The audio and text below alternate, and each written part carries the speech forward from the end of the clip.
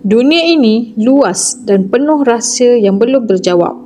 Ada fenomena yang saintis masih cuba fahami antara fakta dan misteri yang benar-benar wujud di bumi ini.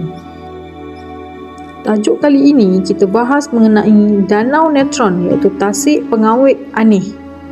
Di Tanzania, ada sebuah tasik yang mampu membatu haiwan yang mati di dalamnya.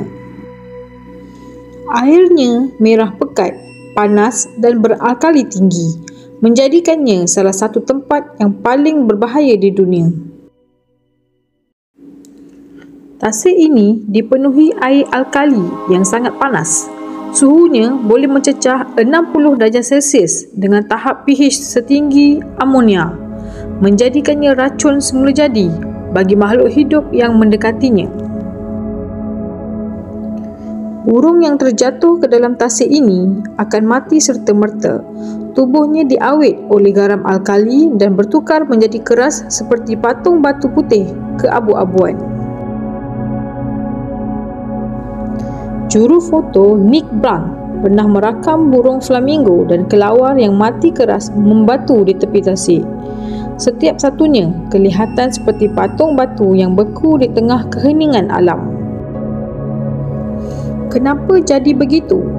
Air tasik yang kaya dengan natrium karbonat dan garam alkali, bila terkena mayat haiwan ataupun bangkai haiwan, bahan ini bertindak balas dan mengawet tubuhnya seakan proses mumia semula jadi.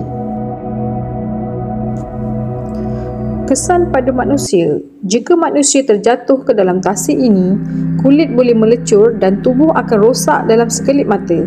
Airnya bukan sekadar panas, tapi cukup alkali untuk menghancurkan daging. Penduduk sekitar percaya tasik ini adalah pintu roh yang tidak boleh dicabar.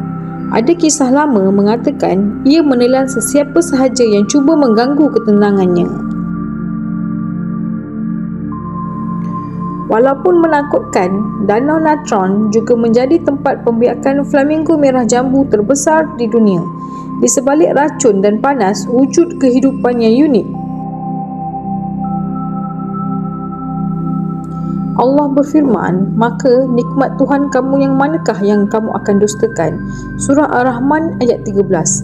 Tasik ini tanda bahawa hidup dan mati semuanya dalam genggamannya.